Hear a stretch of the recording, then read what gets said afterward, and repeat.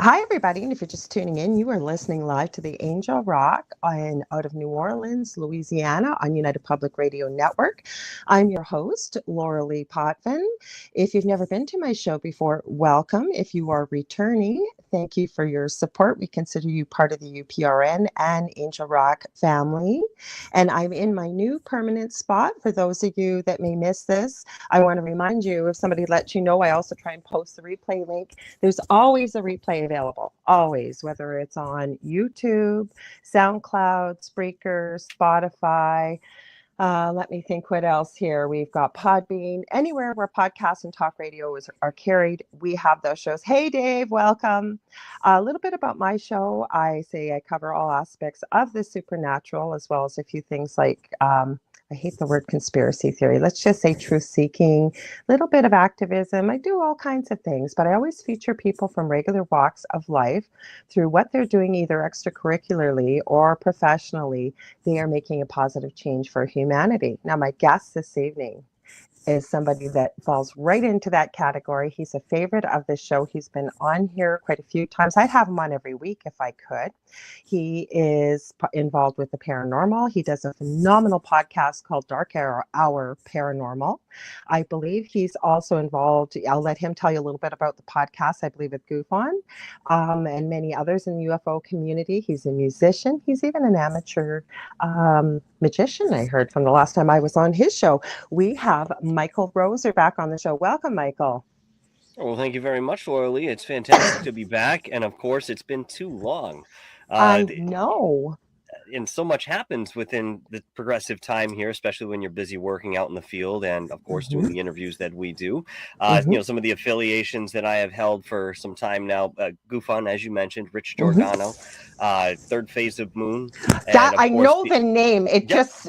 I missed it when I was saying out loud, so I knew you'd tell me. Go ahead, carry on. People want to hear about that's quite all right. It's quite all right. We have a very fantastic panel that Third Phase has put together. All these notable people that have been in the field for a very long time. Of course, myself and Rich certainly included. Paula Asteria. You have Dr. J Radio Live, who was Art Bell's assistant producer. I know Dr. J, yes. Fantastic people. Yep. And Michael Schratt. And many others, to be quite honest with you, some that sit behind the scenes a little bit more readily than, a couple faces, I'll put it that way. And that's okay, because that's part of their contribution to the panel. So, yes, I appreciate. I hope I didn't lose you there, Michael. Hope I didn't lose you. Looks like we might have froze up here. I hope not. Well, no, I should be good. Yep. Oh, you're good. Maybe it's me. I had this problem one night, and I've got my internet set up as fast as it can possibly go. And I had this whenever people are connected with spirit, because I mentioned before we started this Garnet Scholhauser. I think I'm going to feature his interview next week. I've been talking it up. You guys are going to be astounded when you hear it. Right in the middle, blocked, cut off. I even moved right down to the router, and it's right below me. And nothing. He couldn't get into StreamYard. It went on for about 10 minutes, 12 minutes, and then nothing. And he said he's had it happen with spirit before. So I edited the video, and now I've got the capability of uploading it to my computer, because that's how you have to upload to StreamYard, since we produce ourselves now. And I think I'm going to feature it. But the reason why I mentioned him, he does all kinds of stuff with ET. And so, but enough about him. I want to give a huge shout out also to people tuning in. Like I said, hi, Dave Petrella, been a former guest. We've got Debbie Grasberger-Schmoley. All of you that are listening, if you want to watch a show, I forgot to mention that because I can't see the comments unless you are over on UFO Paranormal Radio's either YouTube channel or Facebook page. But I do go through the comments after. So please don't think we're ignoring you. If you got something interesting to say or you want to comment and join part of the conversation, we love having you here and your feedback. Please hop over to either one of those places and we will be able to see your comments. Okay, enough of the housekeeping. So I haven't even had a chance to talk to you. What have you been up to? What's new and exciting? What's going on with you? Recently, I took a 2-week vacation from the day job to focus solely on the channels with Darkhour Paranormal. Okay. Was to take... My intention was to take I'd say probably a good solid week go Okay. out into the field, all these different locations, specifically in and around Massachusetts. It was just more accessible for me, even though I had Okay. plans to get down to Connecticut. The travel time and gas prices were pretty heavy even at that point. Oh, yeah. But at the end of this excursion within these mini documentaries that I did release, some of them Cool. containing 2, 3, 4 different locations in one go, was to create a full-length documentary on an anomalous area called the Bridgewater Triangle, Heard of it. affectionately coined by, I think it was Lauren Coleman in a 1982 or 83 book that he had written. One of the consensus that I have come up against in meeting people who not only investigate the Bridgewater Triangle, but also have lived there perhaps for quite some time, is that the Bridgewater Triangle that Lauren had defined was very minimal compared to what activity and way of reach it may have expanded to, maybe throughout time. Maybe it was already there. Long story short, it's much bigger than anybody proposed before. And upon going there, I have to tell you that that is absolutely true. And visiting other peripheral sites that are outside of the triangle, which certainly could be included within the triangle, again, sort of support that theory as well.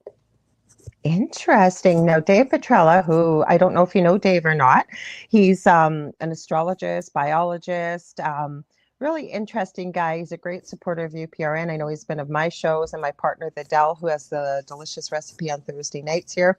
Many of our shows, he has comments, says, was just going to ask you about that, brother. I've also been there.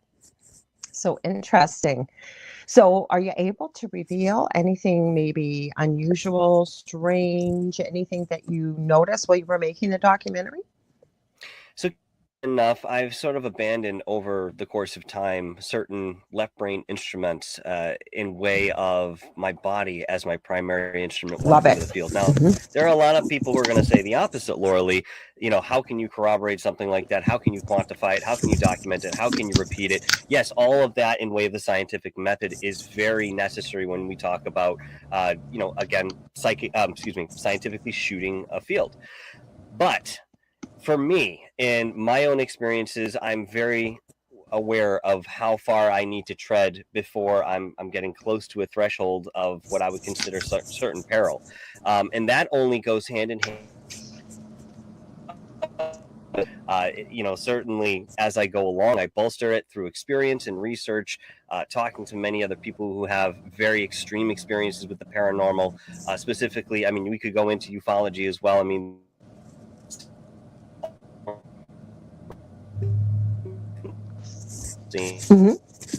I may have to move, but I'll see. I'm going to try moving a little bit here. Keep going, Michael, because it may be we got a storm coming in. It may be that. So I'm going to move closer to the door here. Sorry, guys, for the jiggling, but let's see if that makes a difference. I may have to go right down. I was trying to hope that Dell got home from work because I didn't want him coming in the dog barking, but go ahead. Sorry, continue on. Essentially, to kind of make a long story short, the reason that I'm doing this is because I walk in with my body as the feeler first. Once I'm there and I have an experience, or myself bring in instrumentation and say, let's go another route with this graveyard or this particular location. Let's shoot it in this way. We'll get EVPs, we'll get EMF spikes, get all those classic things you're going to find in the field. Again, at the very end of the day, what I have been talking about for quite some time is everybody wants disclosure within the umbrella of esoterica. We all want it. Of course, I understand that is a big part of the curiosity which propels us all along. Truth of the matter is, would we actually know the physical evidence if it slapped us in the face? I mean, there's so much in the way of flooded disinformation or hopeful photographs and videos, or even something more sinister and nefarious in the way of being contrived to mislead people. There's a lot of this out there. And yet at the same time, you're going to get an influx of material or evidence that is actually sound. But again, how do you sift your way through some of this mire that has been created over the last decade and a half? I'm going to say quite conservatively, right? How do you get through that? So that's sort of a real issue, I think, that especially the world of paranormal and investigators and researchers within that world are facing at large. No, I have to agree with you, but you know what? And it's interesting you brought this up because I was going to bring it up from the last time I was on your show. let's talk about this using your body as an instrument. Now, Hmm. knowing you personally, I know how intuitively gifted you are. You and I was just saying to my close friend in Atlanta, a fellow light worker, I said, God, Michael and I could get on the phone, talk for 8 hours, and it would feel like 5 minutes because there is Hmm. so much we talk about. So I know how intuitively gifted you are. But with what you said, I have to agree with it because, first of all, when I was on your show, and I hope we can talk a little bit about this, but I pulled out a pendulum and I Hmm. showed you and your viewers how you can control a pendulum with your mind. And you Hmm. asked a good question. That's how I found out you were an amateur magician. I didn't even know you were. You asked me and said, "How do you know it's I'm not actually a magic?" professional, but that's neither here I nor there. oh, I'm so sorry. Please, I will It's change okay. that. I will It's change that. okay. That I there's a had to big throw it out though. distinction between amateur and card tricks and professional magician. And I know that because Dell, my partner, likes to debunk everything and he watches magic all the time. He watches a lot of Mm. the debunking channels. So I apologize because there is definitely a huge distinction. So being a professional magician, you know a lot about sleight of hand and what have you. But Yes. going back to the paranormal field, ooh, I'm getting goosebumps. This is an important one. Using our bodies, and we all have these capabilities. We basically are an energy field with a battery, our heart, and what have you, electrical activity. We are capable of picking this up. We know when people are looking at us behind our backs, whether you identify as a clairvoyant medium like myself and whatever gifts I have, we know that. People say, I trust my gut. I feel it in my gut. I don't know why I know it, but I know it, right? Then what I talk about in the esoteric, if you will, field.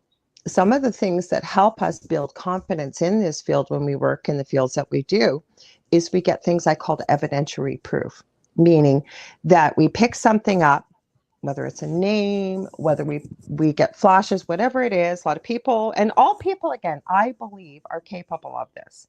But because of what we've been taught, what we've seen, what we've heard, what we've grown up with, we believe it's our imagination. It could be coincidence, what have you. But once we begin to focus on this, and like I said, get evidential proof, which I'm going to hope we can go into in a few seconds here, is that once we get that, it starts to build our confidence and we start to realize, holy crap, there is something to this. I'm picking this up. I'm getting it. It's the same thing with the pendulum. I even pulled it out here. Again, depending where our conversation is, I'll pull it out again. There was no magic trick. And I can tell you this Hmm. for a fact because I pulled something a couple weeks ago. We were talking about energy, pulled something I'd never worn, really touched. I had a heck of a time trying to control the pendulum like I did. Okay. Actually, I'll just grab my necklace. I got my necklace here. I can't wear it because it scratches against my microphone. It was Dell that told me. I'm not moving my arm. People thought I was a witch. Okay. I'm going to ask it to move back and forth. This is really heavy, so it's going to be a little harder. Okay. Stop. I moved my hand to go closer.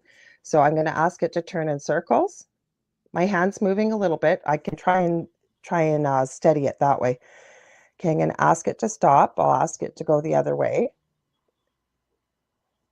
Okay, so what I'm saying is, okay, and this is going along with your discussion here, very quickly, there is no magic to this. Once you realize, and Michael, I know beyond a shadow of a doubt, you can do this because once you're able to meditate, focus your mind, understand the principles of energy. Now, this is quite heavy compared to a pendulum. Anybody can do this with a little bit of practice. But it's the same thing when you're out. And I've taught many people this with mentoring. You don't want to be whipping out a necklace or a pendulum and saying in front of a row of vitamins, or, out of these 6 vitamins, which one's good for me, right?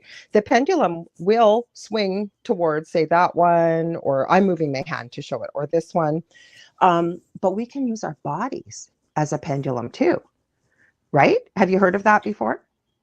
In a literal sense? Yeah. Describe that to me a little bit, if you would. Okay, so what happens is how I teach people to do it. I'm going to stand up. Sorry if I don't know, you may not see me. Okay, so you're standing there, right? You're Hmm. going to hold, you go into any grocery store. You don't have to say it out loud. You can say it within your mind. Hold, say, I use vitamins, could be fruits, could be anything. Okay, 2 things. Sorry, I'll back up a bit. So first thing you want to do is you want to ask your body, show me yes, show me right, show me maybe, or basically there isn't an answer. Okay, your body's going to lean one way or it's going to lean the other way very subtly. Okay, you may have to work with it a few times. It does work. It does. Once you're proficient at that, and you can still say it within your mind's eye, you don't have to say it because you don't want to look like a weirdo at the store. You can again check and say, show me yes. And your body will just sort of subtly shift. Okay, if you're relaxed and you take a deep breath before you do it, then I got a little ahead of myself there. Then say you want to know between two vitamins, which one is good for my body? And you can even ask left or right. Your body's either going to go to the left or to the right, or if it stays in the middle, maybe none of them are good for you. That's very I will curious. send you some information on that if you like. Sorry, we've got Alien Believers. Hi from Ontario, Canada. It works. It's one of these things we haven't talked much about. And I don't know if Spirit gave me that, but I knew we were going to get on energy. So this is all I don't usually talk this much when I have a guest on, but I'm bringing this up because this is why I believe in supporting what you're talking about, using your body, because you are using your body almost like a pendulum. So let's hear more about this, how you use your body, if you're comfortable with that, because anybody can do this. It doesn't mean that I'm so great or wonderful. All of us can do this with a little bit of practice and open mind, getting into a relaxed state, and then we don't look like a weirdo pulling out a pendulum, getting it to swing wherever we want to. And it will choose. It'll show you how to find lost things. It'll show you all kinds of things like that. Water, and I think, the old, what was it, the water witches with the divining rods? And you can use dowsing rods. It's all based on energy. So there you go. I think the most important is that overall we are an organic or biological antenna. Yes. So Yes. within that, there are a multitude of different ways that you can use your body as an instrument of perception beyond the senses that you're familiar with. Now, for some of us, it will take some time to, Yes. coordinate this or even believe in the concept. And it's not necessarily about belief. I mean, there is a scientific practice through the exercise and a method that one can adapt and achieve certain effects. There have been many people who have, and again, through intentional practice, maybe even meditation. Again, there are a multitude of different ways to do this. They progress much quicker than somebody who's perhaps just allowing it to, ride along with them on their back. Only, in the knowledge that it's there, the awareness, that's it. But, it comes back to whether people really want to do this. And for some, they're overwhelmed enough with life. And believe me, Absolutely. when you allow that samsara sort of physical reality to inundate and soak your mind, that's exactly what it's going to do. It's going to make things much heavier, to kind of continue that analogy. Even in my own field, I mean, you look at energy as something that's malleable, always moving, always shifting, changing. Absolutely.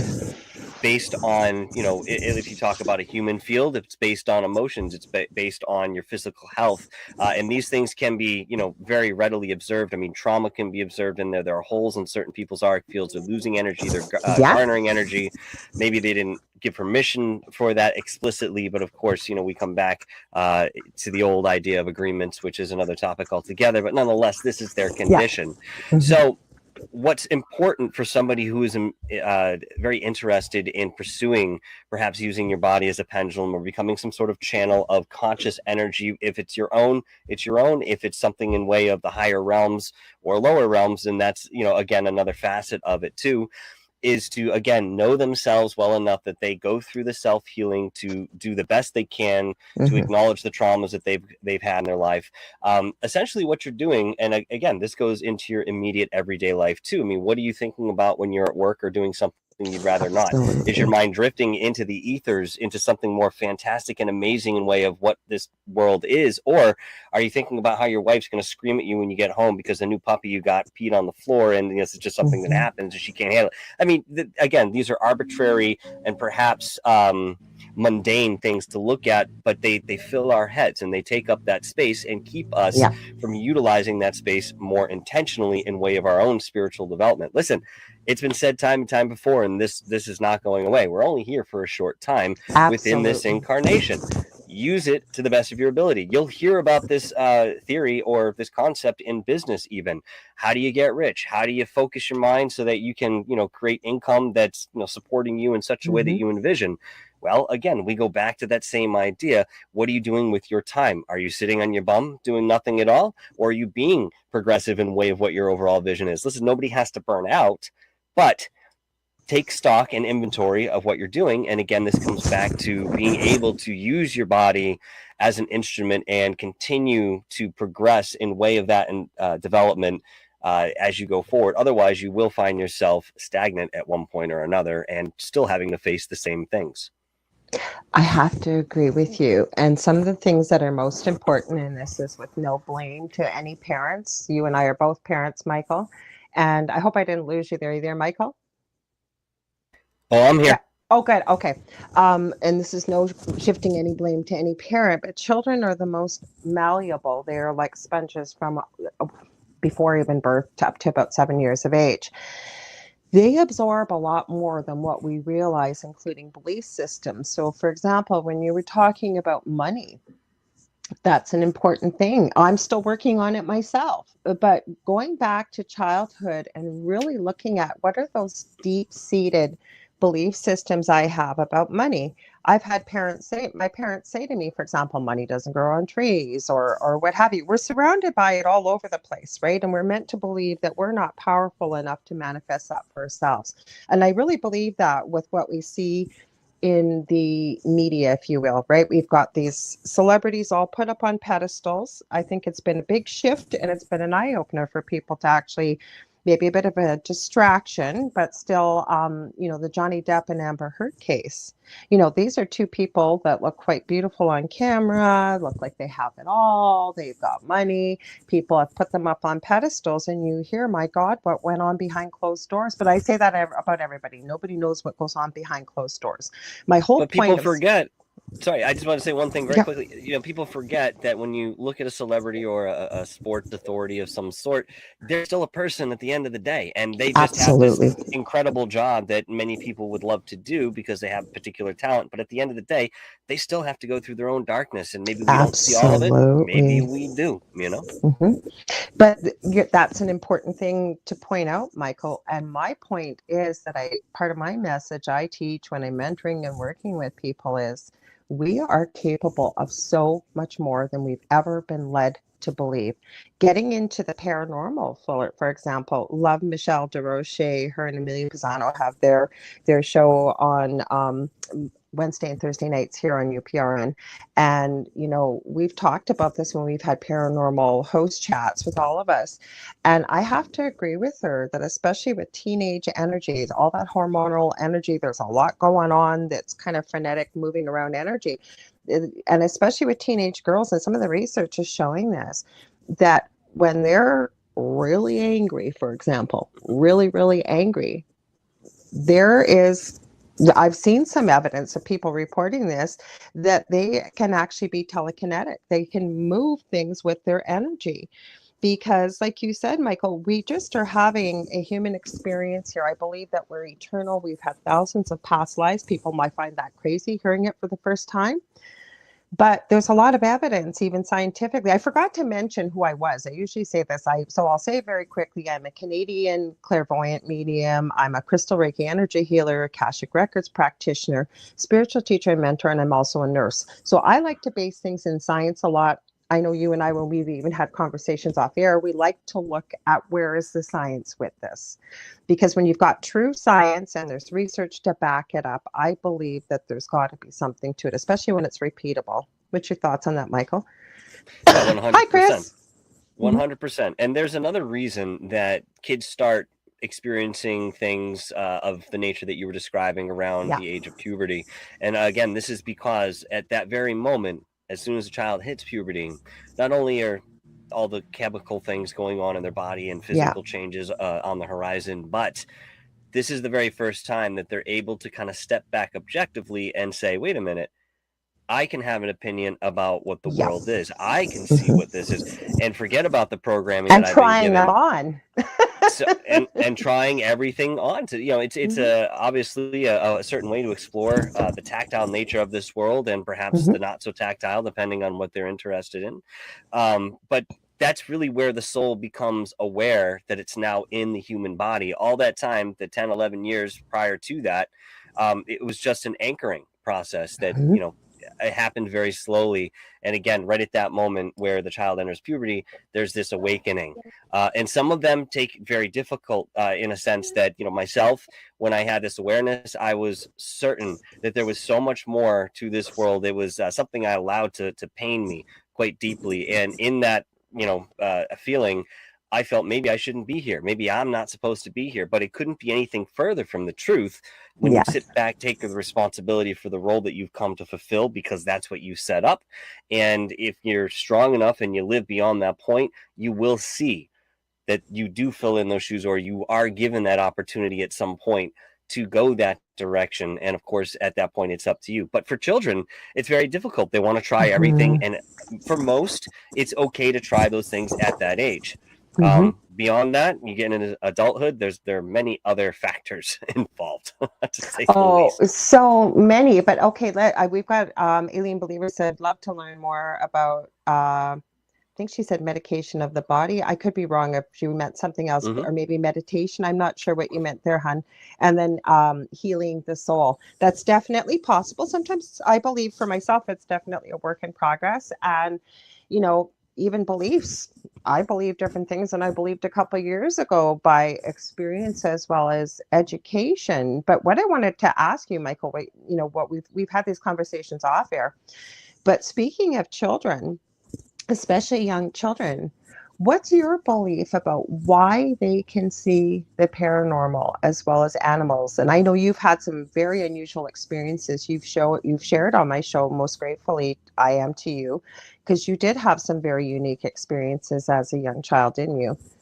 Yes, and this Hmm. actually goes right back to what I was just discussing. From the point, from the point that the soul enters that body, whether it's in utero or just before it pops out, okay, into Yeah. the physical, they are not anchored into their body in any full sense whatsoever. This is one of the reasons, you know, there are biological reasons the baby needs so much sleep, okay, but there are metaphysical insinuations, Hmm. let's just say, that go along those lines. I mean, the same reason we need sleep, we connect back to that metaphysical world, again, for, you know, a lack of a better adjective at the moment. But with that in mind, yes, children very readily can see spirit because there's a faction of them that just isn't anchored into the body. And that's why you see so many come up with this phenomenon of invisible friends. Well, most times it's either a Yes. spirit guide, could be a relative of some sort, could be somebody from another life that would love to be with them in this life but cannot. So in this condition, they take the form that they do in this person's life.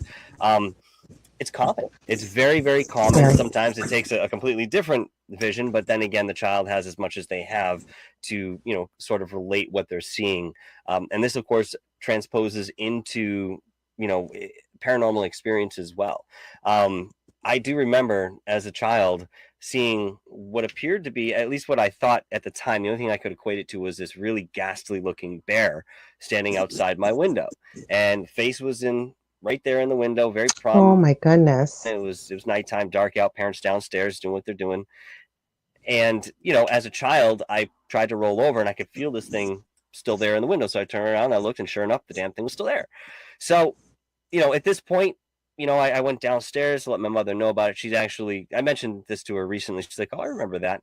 Um, Obviously, when we got back upstairs, we looked out the window, there was nothing there. Now, the curious thing is, this was as physical to me as, you know, any real living animal looking into my window, and Hmm. yet we're 2 stories high. So there's nothing for this thing to stand on to be in my window, if indeed is, you know, if I were to guess, just make an estimate based on how much I saw of its bust to the top of Hmm. its head, could have been 6, 7 feet tall. I Hmm. mean, I wouldn't say anything more than that, but nonetheless, I mean, we're talking 12, 14 feet down. Again, there's no way that something could have been, you know, physically suspended there without anybody knowing. So, you know, the idea again is Unless it that, was you know, paranormal. I honestly think that, well, I certainly think that there was a paranormal aspect to it Hmm. because it sustained. It wasn't something that I looked over and, you know, imagination took hold. I readily saw it. I readily felt it. But Hmm. that in mind, I mean, it could have been something extraterrestrial. Yes. Many times this is what people experience. That's all they'll remember is they'll see something at their window or in their room, and then boom, they're off and they're taken, and they again don't recall any of that experience after the fact. But we have again similarities that we look at, and certain parallels between these experiences. And when it has to do with kids, it's taking the culmination of those explanations or the consistencies within what the kids convey to then create an intelligent deduction based on these experiences at large. How can you explain a child who remembers crashing in a burning airplane during a war that happened 60, 70 years prior? It doesn't make sense at the age, and it's not like they're influenced or exposed to anything that would allow them to come up with such a vivid story.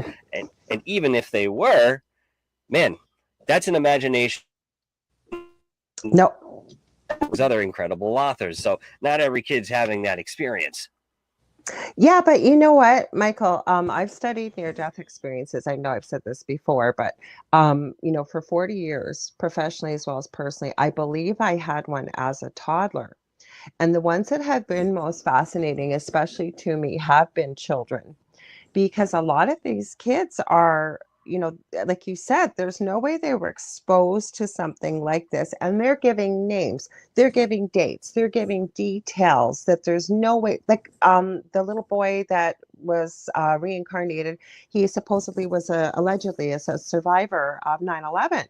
And he told them all about his family, his wife, his kids left behind. He just wouldn't let it go. And the night terrors he was having, the parents did some research, found the widow of the supposed name. And I guess they showed a picture, a family picture. This little one that was 3 knew who his wife was, who his kids were. There's a story back in India of a child claiming he was murdered, but the murder was never solved. The guy that murdered him in the previous life was caught because of this child. I mean, there are so many stories by this. And the child was born with a birthmark. And where the birthmark was, supposedly was where this soul had been killed in the previous life. I think he had been hit with a hatchet. Exact mark. Like, how do you explain that? How do you explain it? There's no logical trail to explain that, at least in what we're familiar with right now. I mean, at the very end of the day, I think all of this has a very logical explanation, but my definition of logic may not sit within the parameters that we've defined in way of science as of yet. I think going into the realms of quantum physics and understanding not only the the mechanisms of what quantum physics is, but also how this impacts our every moment is so significant, and the very next step that we're venturing into in way of humanity. So. Well, I had this interesting, and I told Paul this the last time he was on, Paul Anthony Wallace. He's written these amazing books, folks. He's got a trilogy out there. The latest, I hope I don't get it wrong, it's The Scars of Eden, I believe. And he came from a very religious background, being a pastor. He was a missionary. His family grew up that way. And then now when you hear him, he puts documentaries out and stuff like that, Fifth Kind TV. And it was something he said that has really sat with me. And what it was, if you consider that there was ET involvement in the development of this planet where we've evolved, some of you may think this is crazy. I like to keep an open mind. Just because I haven't heard of it, haven't experienced it, doesn't mean it doesn't exist to me. But he had a good point with the fact that, there is a theory out there that a certain race created the human race, an alien race created the human race. And correct me if I'm wrong, Michael, or I missed stuff. I'm not an expert in this field.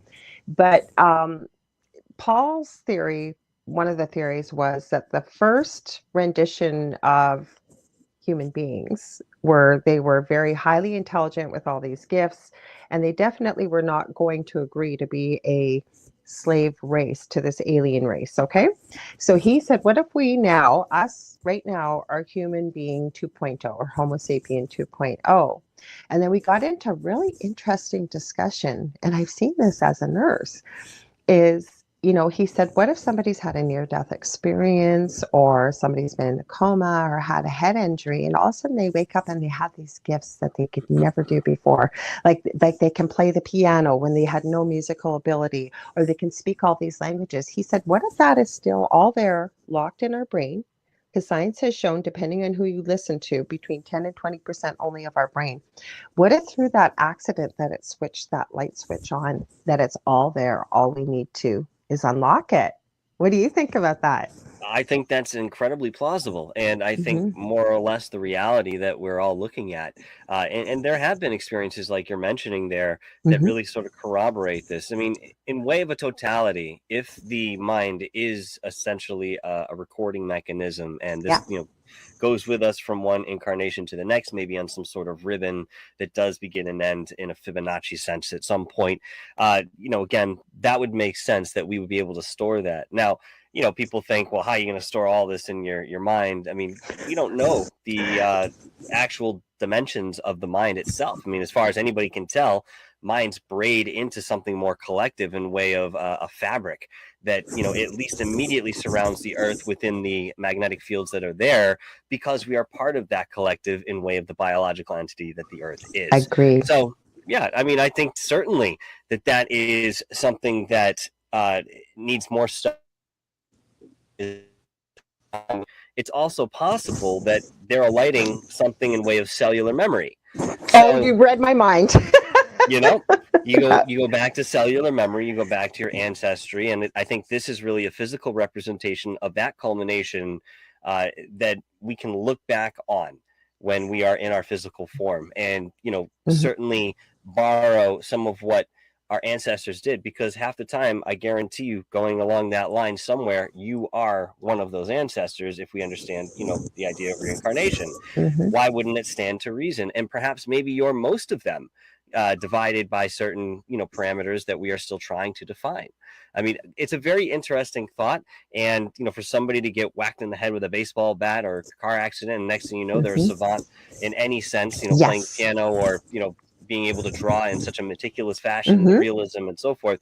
There's certainly something there, clearly something to study as we Mm-hmm. move forward. And God, we can't forget these things, because, again, it's what we need to lean on in way of evidence for specific avenues of the spiritual world.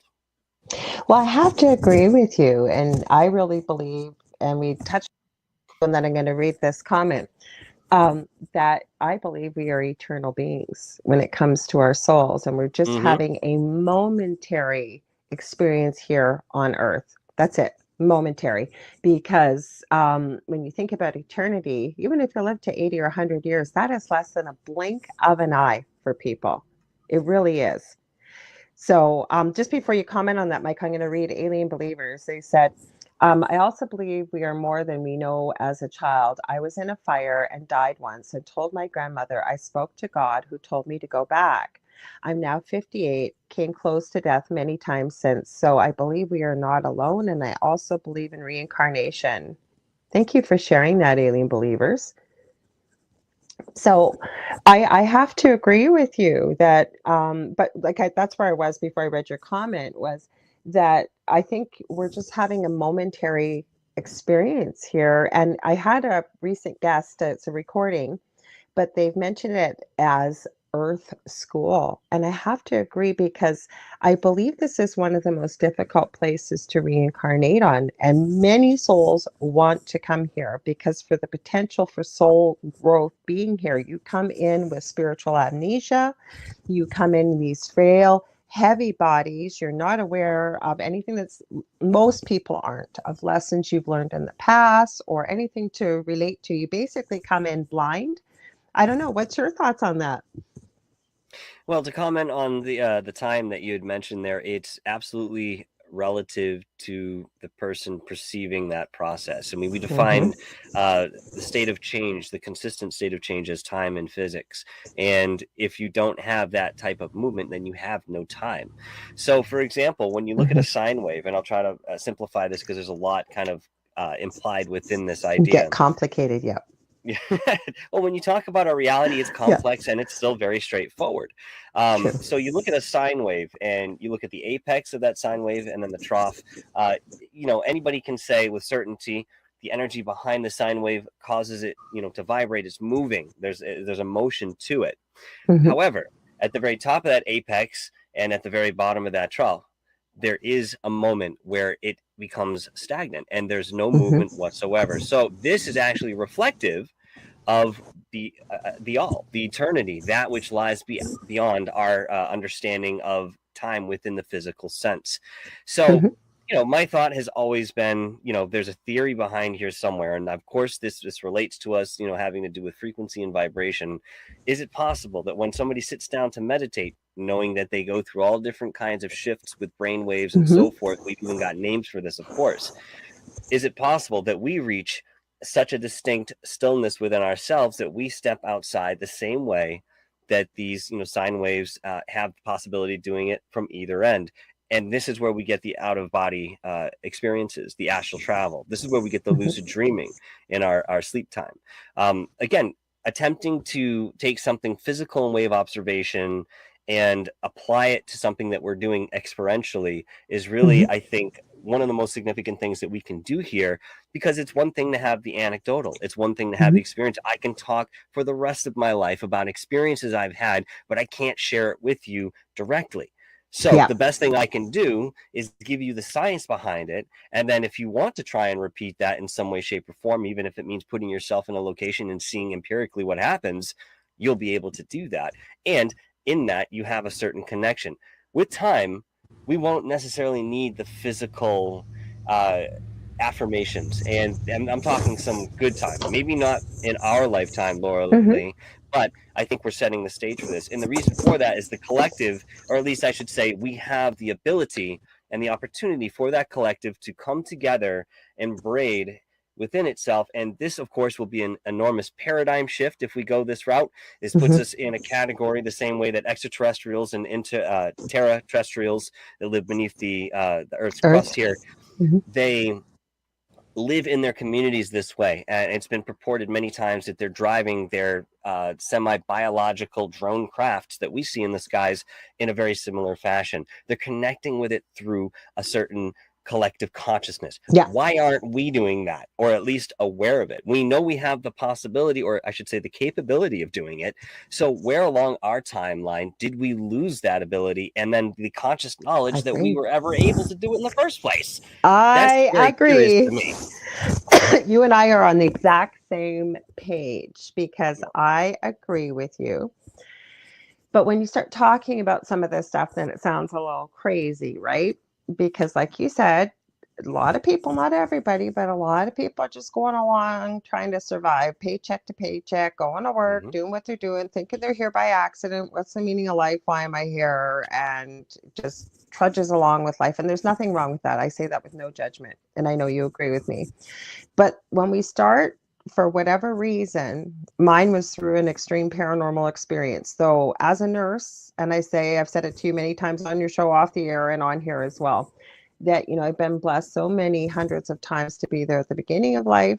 And it never ceases to amaze me as a NICU and labor and delivery nurse, and then working out in the community in palliative care, and to have been so deeply honored to have families ask me to be present when their loved one transitions, as I call it, back home. I'm not saying that's the answer to people listening. I'm saying that's what I call it. And the things that we see as nurses when it comes to life, including miracles, including when, human beings begin life and when they transition out of this life, that are completely unexplainable. In my journey as a so-called, I guess the buzzword would be a light worker, I find a lot of nurses are entering into this field. Now, is it because we're looking for more answers? Is it because are we natural healers? Is that what, I don't know what the answer is. You're already doing some of this on a certain level, being a sort of clinician or nurse within the health field. I mean, you're there as a healing practitioner. You're just using different methods rather than the energy, which, a lot of people look at as the next step. In many cases, people have been invited into hospitals, possibly yourself as well, Lorilei, to do this specific kind of work with Reiki and working with patients one-on-one. There have been a lot of good results that have come from those endeavors. And you know what? Not all of them are documented. In fact, a majority of them aren't. But there are people out there that will tell you that these professions can go hand in hand, perhaps more naturally, just has to take the right person. Have you ever come to a doctor who, based on certain recommendation, was told that, this person is a gifted doctor? So you want to go and talk to them because there's something about them in way of, maybe it's a spiritual thing, I don't know. But either way, people see that there's a gift there. I've had that experience. didn't necessarily believe that there was going to be anything special about it, but between the Reiki healing that I worked with during my recovery and the phenomenal job that this gentleman did, I can use my right arm today. Mm-hmm. There was a point where they looked at it, told both my parents that he's not going to be able to use it. And they, of course, didn't tell me. But this guy, again, going back to our original thought here, has been in the medical field in the way that he has, but he has a certain gift of, let's say, detail, okay, that Mm-hmm. he's able to go further than somebody else and has a vision when he sees a wound or something that's broken, Yeah, saying, I see a way to do this. So you are doing it, I had is that. basically my point. Yeah, I you're had doing that it. myself, and I was going to say, yes, why I'm not able to work now. For those that think I'm working, I know you know this, but those that don't, I've hurt my back in the field, and I'm doing other kinds of healing work. Like when you're talking about holes in the aura, that's part of what I do with Crystal Reiki. Searching for the holes in the aura, sealing them. They happen just through everyday natural life as well. We could do a whole show on that. My whole point is, yes, there are certain doctors.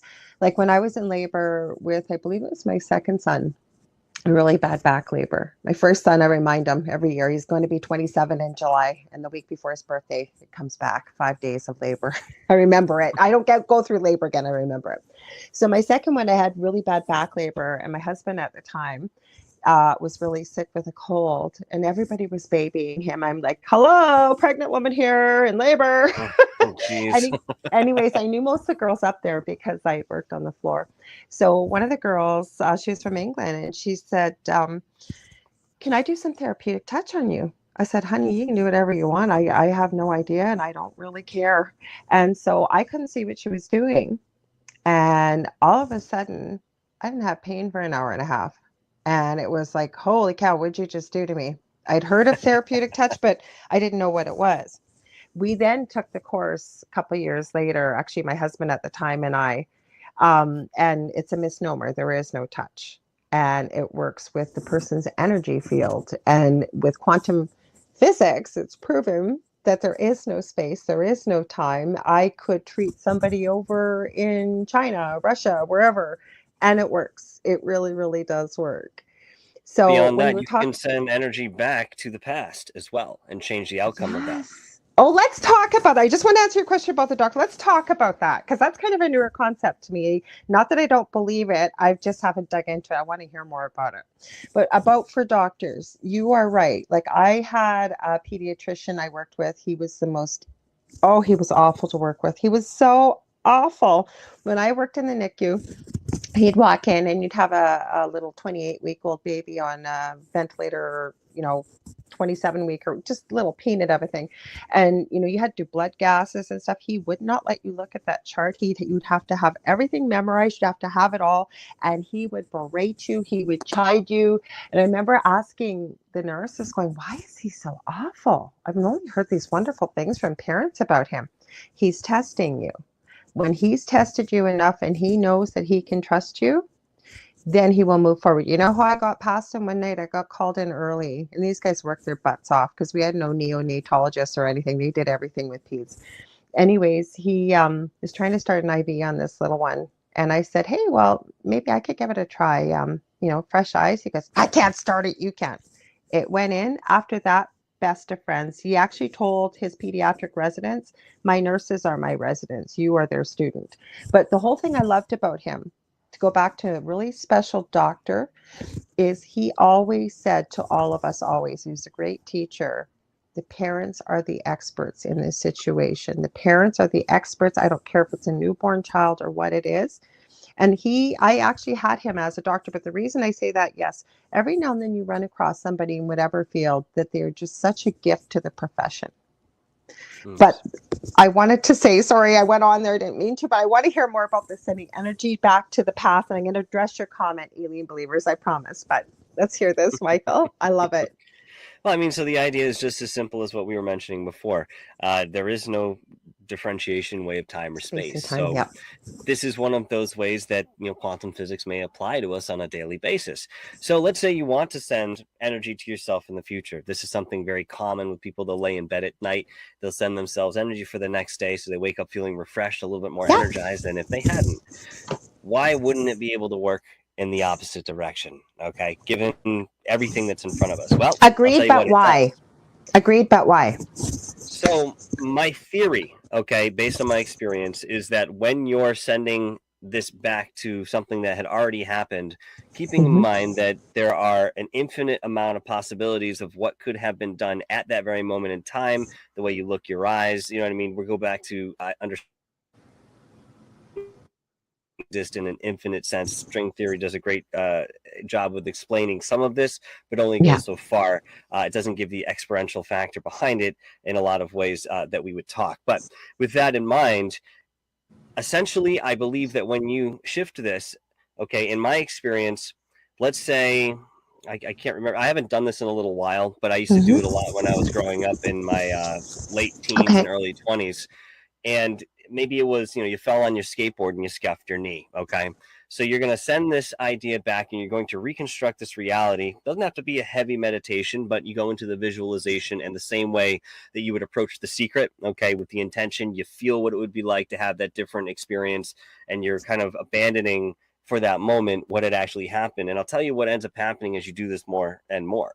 And that is that what happened the first time, your knee was cut up and bloody. Okay, that actually starts to drift towards the background and becomes more of an unfamiliar sort of sense of imagination, a possibility of what could have happened. Now, maybe as you envision the change of this event, you just scraped your knee with no blood. Okay. Again, you can't go all the way in the back of the past, back into the past and look at it and say, yeah, okay, I see what I did. This worked out. But you'll feel different about that event. And if there's I something in got you. way of disagreement with somebody, I've used Yeah. that in many senses, or something in way of high emotion between two people, you can go back and you can sort of mitigate some of that energy before it gets out of control. Now, if you were to, commit some sort of heinous act, okay, maybe you took a life, you're still on an overall path with that particular action, because that's a lot heavier in way of, I think, the energy. If we were Mhm. to sort of catalog this and break it down into different tiers, just to kind of understand it, you've taken a life, you've changed somebody else's path, so there's only so Yeah. much you can do from that point.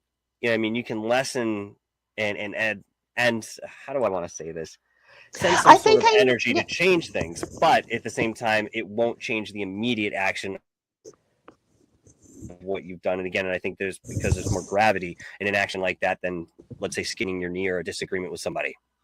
No, that makes so much sense, Michael. Okay, because when I'm thinking about it, hopefully we didn't freeze up again. I'm sorry. I keep moving this. I don't know if it's me or it's you. It's probably me. We've got a storm coming, so it could be that. Are you still there, Michael? Hello. We'll see if you're there. Let me know in the audience if we're frozen. Are you there, Michael? I may have to. I got little bits and pieces of you here. There you are. Are you back? Yep, I'm here. Okay, I didn't know if it's me or whom it is. So, what I It wanted could to be add, either I one, get what doesn't you're matter. saying. It doesn't matter. We're trying to make it work. If I have to, I think Dell will be We're home from making it work if work. I have to sneak downstairs. What We're I good. wanted to say, I get what you're saying now, okay, because it's a little bit like shadow work, and we work with the inner child going back. Maybe the inner, as a child, somebody's grown up really in a really abusive relationship. We can go back Mm-hmm. in time. We can send that love. We can send that healing. We can be that adult to explain things to the child. Is it going to change things? No, but it helps to process and it helps with the healing. And the other way I could see that being used, Michael, is if you've had, say, a really bad act. Like, for example, I'll use myself. I had a really bad back injury accident at work, and I'm going to give this some. I'm going to give this a try actually, because going back to that event and then sending healing, sending energy, sending whatever. I do believe it could have an impact for the future. It can help with the healing process. I believe it could help with pain control. It could help with all kinds of things. Hmm. Absolutely. Absolutely. And again, if you go back and you attack your event, we'll say, Hmm. where you hurt Yeah. your back, no, it's not that magic is real. It's that we're we're literally shifting and molding and changing reality. And to some people or the untrained eye, that appears to be magic. And maybe the result itself seems magical, but that's okay too, because we are magical beings in way Yes. of mystery and esoterics. You know, there's not one person that's walking on this earth who can say, I fully understand myself to every little facet that is No. me. And I've met every single one of my higher selves, and I've, anchored them all in as walk-ins. Would you like to go to dinner? You're not going to find that person. And if you are that person, give me a ring, will you? I'd like to talk to you. But in any case, we have to, again, think more in way of the collective. And, when you address something like changing events that happen along a certain timeline, again, the logical idea here is that moving forward, we can augment things. So why in God's name could we not circle back around? And I use that those words intentionally to, revisit something in the past. From my understanding, when you're outside of the body in the infinite, you can go any direction. So Absolutely. why do we have the limitation here has always been the question. But the idea and knowledge that we can change things in the future, or at least right now, we can do something that augments our future. Therefore, we have a little control, right? It's just a glimpse of what we're fully capable of. And coming back to your whole idea of being much more powerful and large in way of our energies and capabilities than we even are aware of today. No, We're relearning. I have to agree with you, because there's two schools of thought. First of all, going back in the past, things happened, I believe, for a reason, but moving forward in the future, I'm not perfect. I'm not trying to say I'm perfect, but I really try and look at things with a different perspective. I got to be somewhere. I'm running late. Everything happens. I run into, maybe there's a train or something holding up traffic. And rather than getting stressed and angry about it, I try to look at it that maybe it's happened for a reason. Had I gone through full steam ahead, got there racing to get there on time, I might have gotten an accident. I might have got into something. And am I saying that I'm being a fatalist here? No. But what I'm saying, I'm being open to the possibilities that I may not be able to see the whole big picture. You know what I'm saying? There could be a lot more things in play here, that there's a reason why things play out the way that they do. So with that being said, though, and Spirit's directing me kind of to ask you about this, is what's your thoughts on, and I always evolve and change my ideas about this, but what's your thoughts on why we have earthbound spirits? Are they really earthbound spirits? Are they EP, do you think? Like, what's your thoughts on that? Where are you at with this lately? Just a small question. What we would describe as earthbound spirits are not necessarily earthbound only the way that we would define it. Okay, we can look at them and see that they're still here, and we say, well, there must be something that keeps them from moving on. Certainly there is, but it's not something outside of themselves. And that is what, where people make the mistake in thinking that there's a force outside of that individual that's keeping it here on earth and can't move into heavenly realms or whatever. Most times this has to do with trauma that's been experienced in life that they cannot let go of.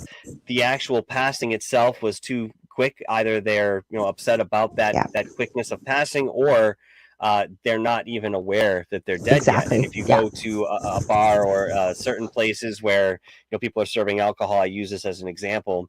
There were people who passed away from abuse with alcohol, and you're not going to find them immediately just shifting off into some higher realm. In some cases, you'll find them in the bars grasping at a drink that they can't hold on to, and there's just a bunch of forlorn souls kind of trying to figure out what in God's name is going on now. They can't even grab a beer or whatever they drink. So until they figure that out, and in terms of time and looking at that stretch of window that somebody might be here, it's very relative to their particular experience, their nature, their bent, what they want to do. Now, there's always this awareness that there's a white light or some sort of pinhole ember that's up there within your consciousness, that all you need to do is turn towards it. But it's very easy, just like our inner guidance and our internal dialogue sometimes are in conflict with each other. You're experiencing that to some degree through this transition. Once you go into that light, you're the way we would describe it, in another dimension altogether, with its own set of principles and laws that, you know, you would then follow going into that sort of physicality, if you will. But prior to this, there are many different layers of frequency in which these earthbound spirits can exist on.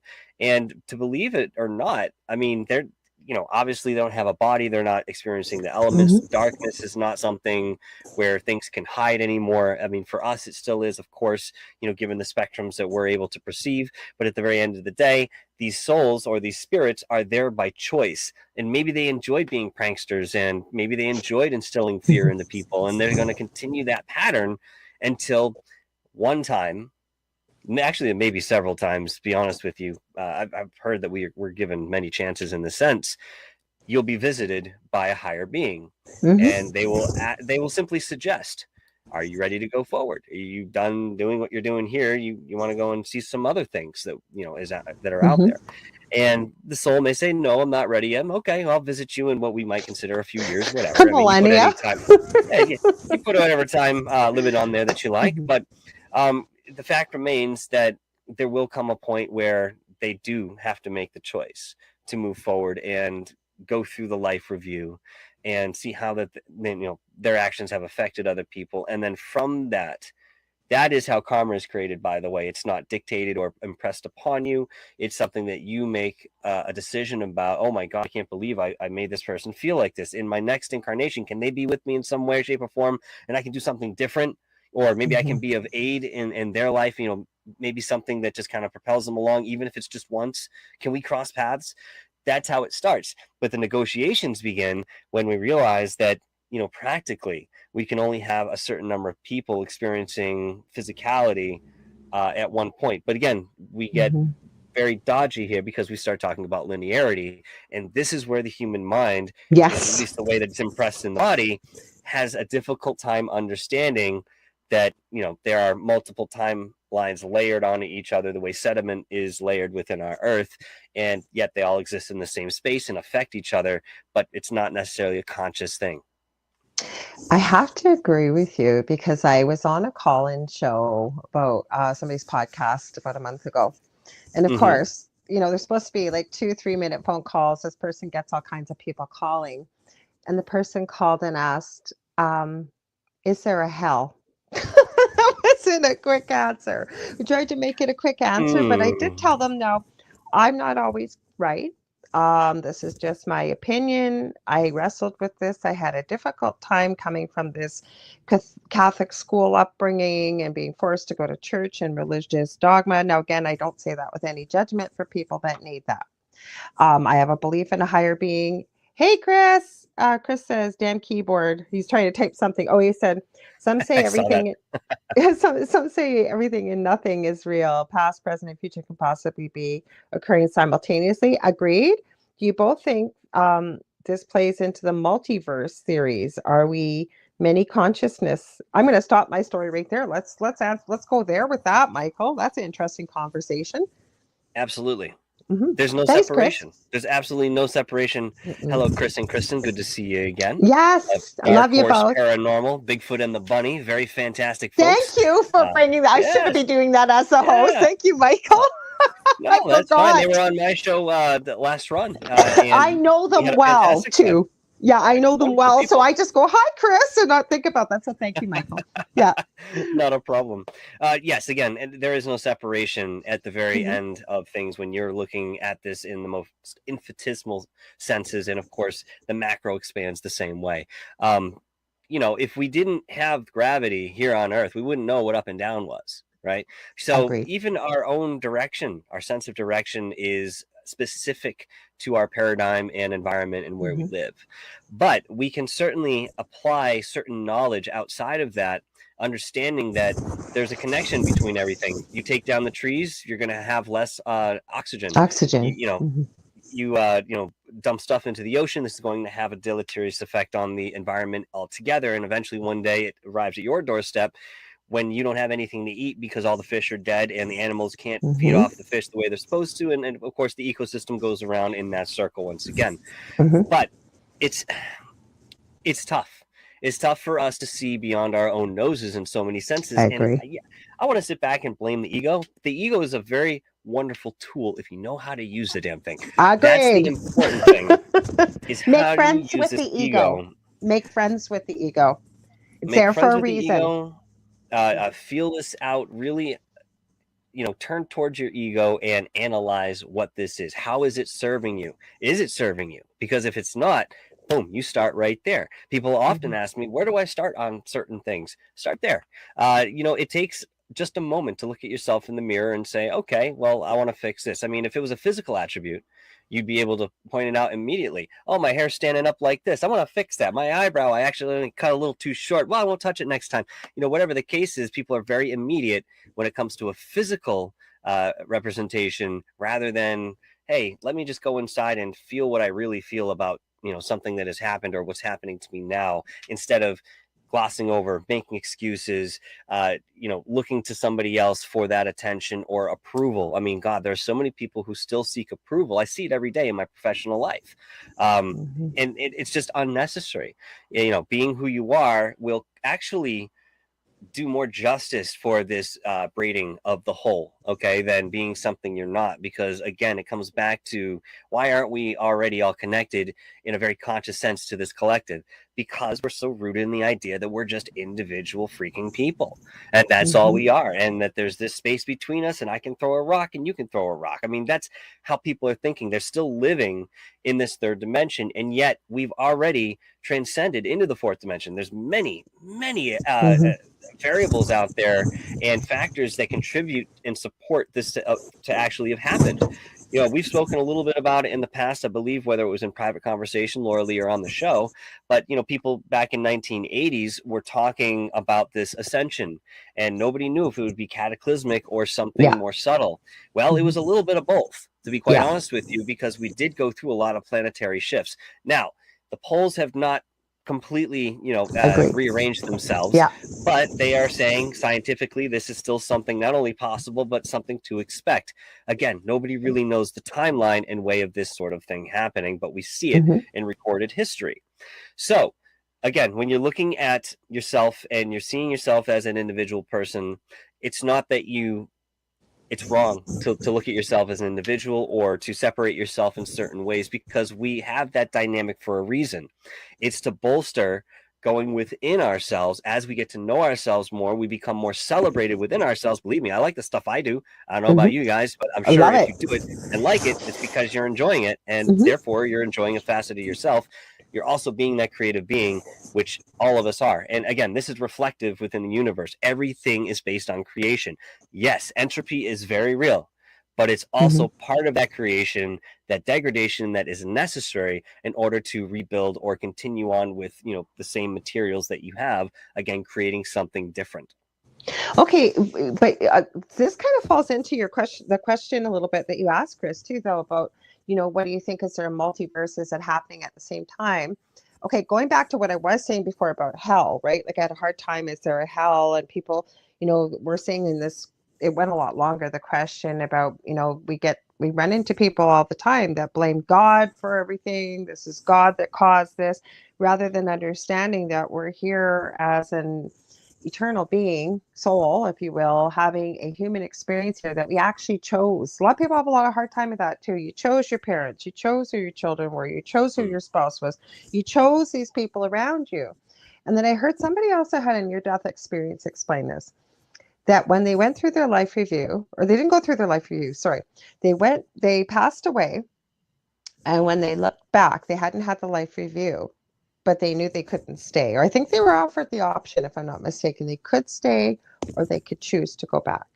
But when they looked back, they said it seemed all so easy. It was all just a play. It all looked like a play. Everybody was having their own play, if you will, all intertwined, and all the actors were on the stage, but all the actors were on the sides of the stages getting ready to come in, and it was your life. That's all it was, your life. So when you look at hell, okay, and like I said, a little bit of religious dogma, and those are things we have to unravel, kind of what I mentioned early in the beginning, with things we've been led to believe, especially as children. Those are deep-seated beliefs, I believe. and realizing that we are looking at justice and punishment and revenge and people paying for their actions and stuff from a human perspective, rather than recognizing that if this really is all just playing out like a play for our souls to learn whatever the lesson or lessons we set forth, why we've come here in this carnation, this reincarnation, if you will, carnation, whatever you want to call it. And I had a guest on recently that pointed it out. We were talking about this, and he had a really good analogy. He said, so you go to the theater and you watch a play, and you've got an actor that's playing Jack the Ripper. It's a pretty graphic play. You know, this really looks like he's really taking people's lives in that play, right? At the end of the play, takes the bow, walks off the stage. Is he punished for what he played out there?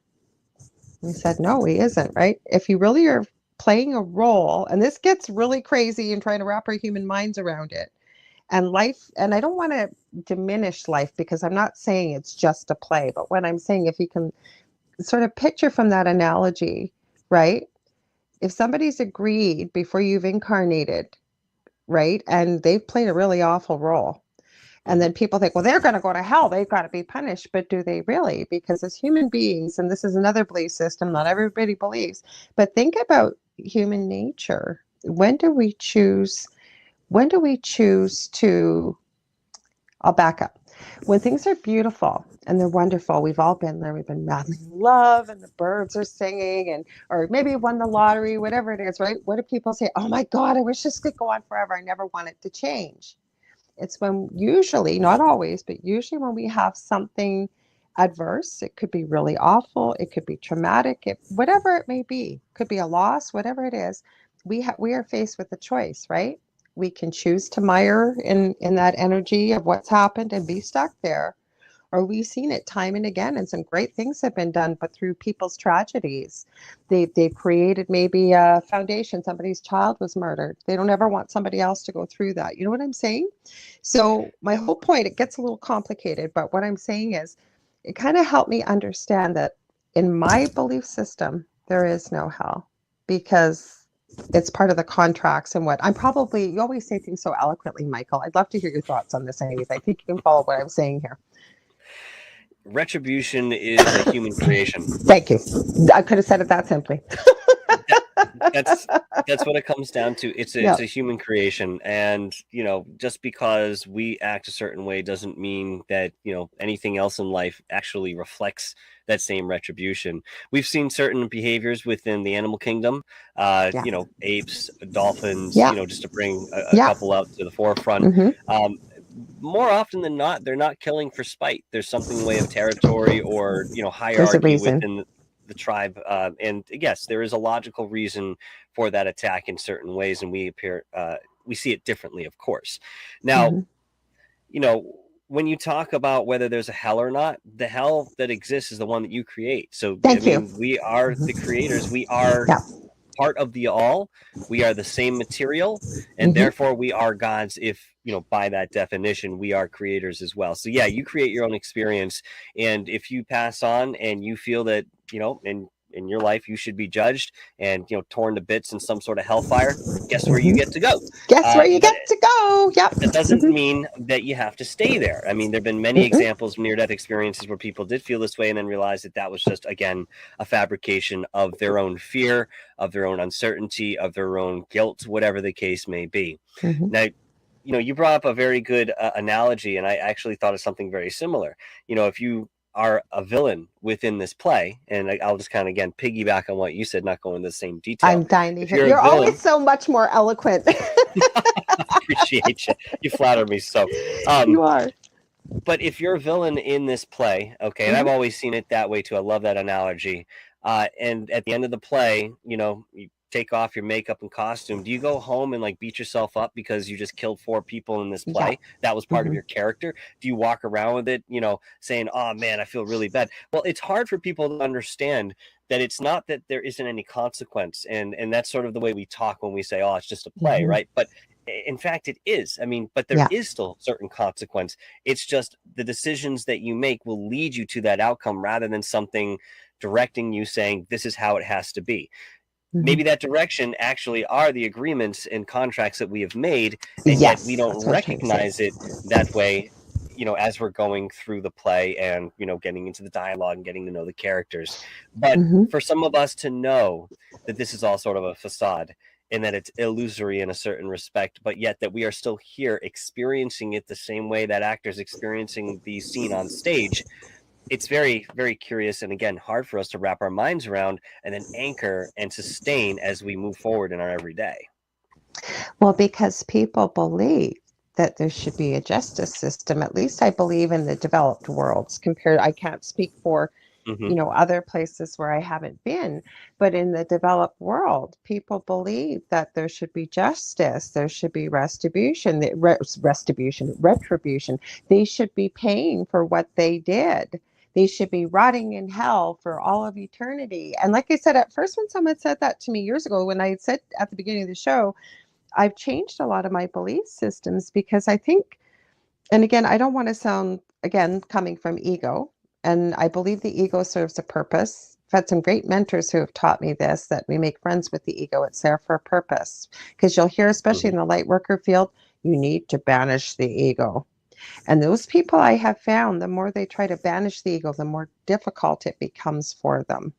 Because you're ignoring a part of yourself. It just keeps popping right back up again, right? You're just ignoring a part of yourself. It's as if you had a child in a family unit, right? And you decided to ignore that child. Well, eventually, bad things are going to happen, and this kid's not getting taken care of. It's very similar. And I'll use that example of the inner child for the moment because it's very relevant. So many people ignore the inner child. Maybe this is how they were taught to deal with it. Maybe they never understood how to nurture themselves in certain respects. And, they get older and realize that they're burnt out middle age and they're having a crisis and they don't understand why. Well, I mean, it also goes in line with giving as much as they do to other people, which is absolutely awesome. However, you need to have a balance. You can't give so much of yourself away that you and then in turn now need the help. It's just not a good position to start from and then end in. And again, there has to be a balance to how people go about this sort of work. That was a good lesson for me, actually, right? And it was such a shock to me. This is early on in my journey with Lightworker. I had no problem giving. And then again, I've worked on many different mentors. I'm so grateful for that. And I tell people on this journey, seek out many different mentors. And it's kind of like going shopping, if you will. Pick what works for you and what doesn't. Leave the rest, right? But they had actually, and it was literally like I'd been hit over the head. They said, and it was a lesson they were sharing for themselves, that I've been able to show the universe that I'm very open to giving. But then they gave some examples, like a friend had called them up, knew they were having a hard time, wanted to pay and take them out for dinner, and they said, no, absolutely not, no, I'll meet you for dinner, but you're not paying for my dinner. Or there was a bunch of things. But because I believe that part about being in this 3D existence on Earth, where if you want to look at that, we have opposites, cold and hot, light and dark, what have you. We also need to have balance. So if we're going to have balance, you can't, it's kind of piggybacking off of what you said. We can't always be giving. We also have to, if you want to call it the universe, whatever people want to call it, we also have to be open to receiving too. Yes, 100%. Very important. This is a big thing with light workers too, that I've noticed over the years, that they want to just give, and then, okay, here's they'll refuse anything that you give them. Again, you're pegging it right on the head. It's a balance between giving and receiving, and a lot of people have no idea how to receive. And I'll say it this way properly. And within that definition, I mean that it's something that nurtures not only them, but the other person in way of allowing them to give. Yeah. If you like to give, imagine a world where nobody wants anything you want to give. Well, what they won't accept it. They won't accept anything you give. Yeah. Well, that's not helping either of you, is it? Right? No, not at all. No, we got about you and I could talk for hours, and I love talking. I was so excited about you coming on tonight. We got just about a half hour left, but I've been dying to ask you, because we barely delved into really deep paranormal and ET and stuff. But I want to ask your thoughts, because I'm seeing this myself and hearing it from other people. Are you finding or seeing that there seems to be a real increase in what is perceived to be increased UFO/ET/paranormal activity, especially after, say, the last 2 years? Are you seeing or hearing that at all? In ufology, absolutely, since 2017, where the Yeah. mass consciousness of people sort of shifted to the mainstream with, the advent of those 3 videos. I mean, whether or not they're real, and we've gone over them many, many times. I mean, God, they're almost as popular as, that Bigfoot video there. You're We're at talking a about the point, one where the little the Gim,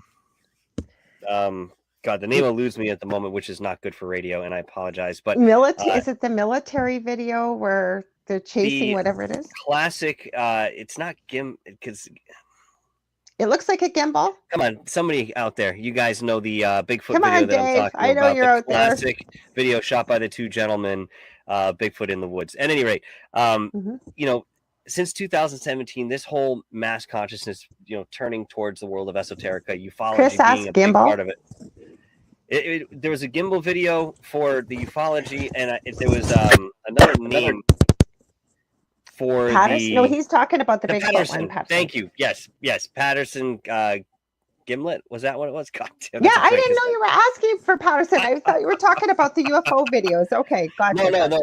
I knew those, but at the stupid Bigfoot one always eludes Yeah, the me for Patterson whatever gimbal, reason. I think it is. Patterson gimbal, isn't it? Chris will let us know Chris will tell exactly us. what it is. But Thanks, Chris. so the idea here is that, again, with more people being involved, you're going to see more in way of manifestation of this phenomenon coming into our reality, because it doesn't just affect us individually. We see these things en masse, especially when it comes to UFOs. Now, I have a very slippery slope to traverse when it comes to ufology, because I do hold the belief that many of what these crafts that we see in our skies, perhaps upwards of 80%, 90% of them are back engineered reconnaissance material and crafts that we have figured out one way or another how to fly. Now, how we've done that is another story, although it's very feasible. Even Bob Lazar has spoken to some degree about this in way of how people were, again, empirically trying to figure out how certain things worked. We've heard of black projects where that's exactly what they're doing. They're pointing things, they're clicking things, they're moving energetic fields, they're playing with EMF. We could go into that sort of thing for hours on end, but long story short, they are doing it, and they have the ability and the funding somehow to continue this research.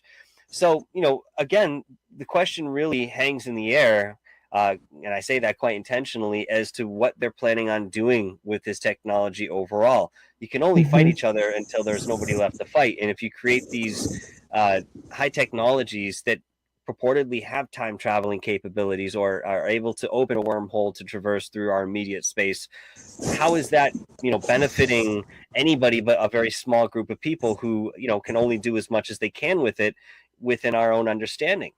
Yeah, I'm sure that they're colonizing other planets out there. I mean, Proxima B is obviously been a big focus in talking about sustaining life. We are hearing about the back ends of what they want us to hear about, or allowing us to hear about. So God knows what they really know, what they're doing. And I hate sitting on the side of conspiracy, but the truth is that there are a group of people who live very separately from us, in the sense that we are really just the peons underneath them. Oh, you just took the word out of my mind, peons. That's what I was thinking.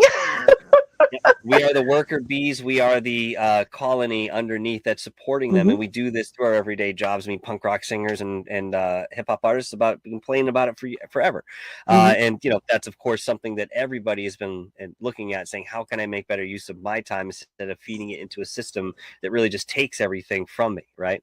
So going back to ufology and the paranormal and cryptozoology, we're seeing more in way of reports of people seeing this phenomenon, but even more significantly, we have more people who are not as afraid, or they're abandoning their fear of coming out and talking about this because they've seen it on mainstream, or they've talked about it around the water cooler, and like, oh yeah, you know what, Jim, I saw something I couldn't identify in this guy when I was 16. Oh really? And next thing you know, it's just part of the jovial conversation of the day. That is sort of what we want in way of a first step.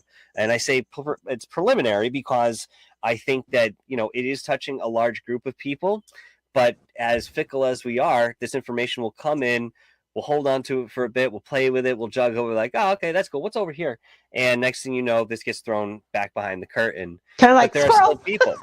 Yeah, I mean, there are still people who are working very diligently to, bring that out from behind the curtain, even as it's being tucked in certain ways. And, certainly, myself and the people that I work with are right at that forefront of attempting to continue to bring out this information, looking for anything late breaking that is progressive in the way of ufology, the paranormal, esoterics at large. Have you guys had anything really strange that's been sent in or that you featured? Because I've been doing a lot of research. For those of you who are in our new time, I got to remind people we are in our new time here at the Angel Rock on Monday nights. People keep thinking I've switched nights. I haven't switched nights. It's Monday nights, 5 p.m. to 7 p.m., 6 p.m. to 8 p.m. Eastern.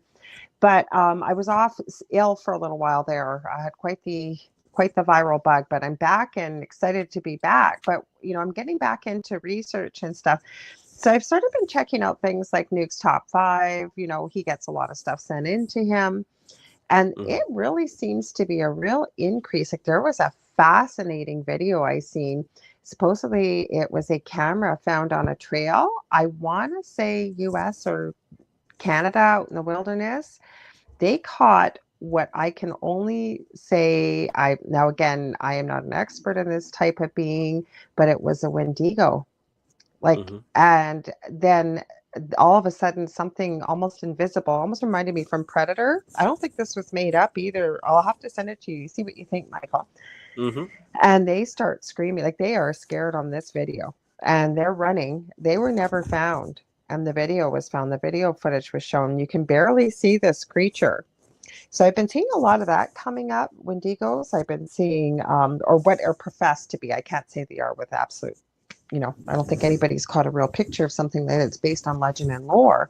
A lot of strange things like little people, a lot of fairy beings, a lot of really strange paranormal, a lot of alien or what we might classify as ET. Caught on camera, caught on Ring doorbell cameras, what have you. And again, it's a beautiful thing that we're opening up this conversation. And I wish that it could continue to be open, kind of with the paranormal having so much on TV. It's really opened the conversation. But my whole point of why I'm saying what I'm saying is, like, do you believe that maybe some of this more nefarious stuff, because there's quite a bit of nefarious stuff I've seen as well, is it more tulpa-like that it's been created because of the generalized sort of lower vibrational, if you will, emotions that have been circulating the globe in the last couple of years? Or have you seen this kind of stuff yourself, any increase, or what's your thoughts? We live in a predatorial universe, and within that, the woods themselves can be very predatorial. And we look at this in way of Yosemite, sorry, got it the third time, National Park, Yellowstone. I mean, all of these different large bodies of woods encapsulate mysteries beyond what most people can fathom. Look at David Paulides and Missing 411 and the many books that he's read into and explored. These park officials will not talk. They will not provide lists of missing people. And if they do, it's for an exorbitant amount of money. I'm talking within the millions. Okay. And we don't even know that list is going to be comprehensive or anything that can really be applied to the research at the very end of the day. So why all the secrecy? They happen to know in one way, shape, or form what's out there. Now, is it something that, again, we can quantify? It may not be. And a lot of Native American cultures that have existed in these areas, they lived in harmony most times with these particular beings or whatever it is that's out there.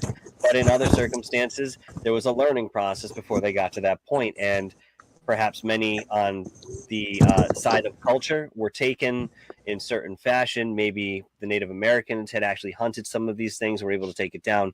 But I come back to the whole evolution of how some of these creatures may have come about in way of what they are today, given that nobody's really disturbed them in their, evolution the way that maybe even Darwin would suggest. That being, they just went a different direction than we did and became less physical as a result of the choices that they made. So, while we're very technological and we're rooted in this very industrious, sort of setting mentality, attitude, again, we're just physical beings, we're bodies, whatever, the other creatures such as Bigfoot or Dogman or the Wendigo or, even Skinwalkers sort of border that though, because, those technically are people, in certain clothing, if you will, okay, to say that in that sense. There's an element there, again, going back to the predatory aspect that, when these people go into the woods, you are being watched in many cases, and it may be the elementals that see you. Some of them, they don't want you in their area, and if they No. deem you as a threatening energy, they're Yeah. going to do what any other wild animal reasonably would do, and they'll attack you. Now, what that attack looks like, I mean, I've seen many different animal carcasses within the woods. Some of them I've seen naturally passing away. Maybe somebody got into a conflict. You can see that there are certain predatory marks on the animal's carcass.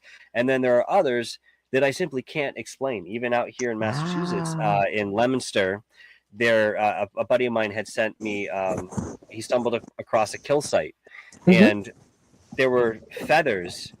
I'm sorry, it wasn't feathers. It was deer fur from this clearing. It was just, the whole thing was awash in deer fur, and it just seemed very uncharacteristic for something that was just hungry and didn't have any other motivation. They took the time to remove the fur. That's a very good question, and it's not like chunks of flesh were thrown about everywhere in some sort of feeding frenzy. It seemed to be very swiftly taken right off of the body and then scattered in one way, shape, or form. But what really kind of drew my attention was the carcass of a coyote that was very close by to this kill site. And the thing had been completely smashed, gutted, and its body was twisted and contorted like a corkscrew all the way up to the head. Oh my goodness. Now, what can really feasibly do this in the woods? I mean, we are very aware of the wildlife we have here in Massachusetts, but there doesn't seem to be anything logically that would pick up an animal and do this type of damage. If you're trying to kill it, whether it's for food or territory, you're going to keep it from moving. So, that predator just does what it has to do. And, next thing you know, the animal doesn't move and they lose interest and threat is gone. Why do what has been done to this particular animal? It doesn't seem to make sense. So you do see a lot of these sort of things as you go out into the field, and you're sort of left to put these pieces of the puzzle together to, again, approach every logical, rational explanation first. And when none of that holds up, then you can start considering other possibilities. I can't even imagine, because where I live, I'm about 6 hours north of Minneapolis, Minnesota. I'm about 35 minutes away from the Minnesota border, and we're like smack dab right in the middle of Canada. So we have a lot of wilderness. We have a crap load of paranormal activity. Well, we know my own house, but I've since realized the amount of people. Michelle DeRoche, like I mentioned earlier, and I'm going to give her a shout out too. She's our station manager. She's done such a great job. She's done so much work. She plus doing the show 2 nights of her own. And Joe Montaldo, we were talking to Joe before. Give him a shout out for giving us this wonderful platform to have these kind of discussions. But she's been through Thunder Bay because she's been on so many different TV shows and what have you. She actually commented on our Paranormal Survivor episode. I didn't know her at the time, neither did Dell, but we've since met her. We're so grateful because she's so awesome. But she even has admitted, oh yeah, Thunder Bay, holy crap, that place is a hotbed of activity. But why? Like, why is it? But we have a lot of Indigenous First Nation people here as well. Is that part of the legend and lore? Is it because we're on a body of water? We're right on the edge of Lake Superior. Like, what is it? Dave's got a question for you.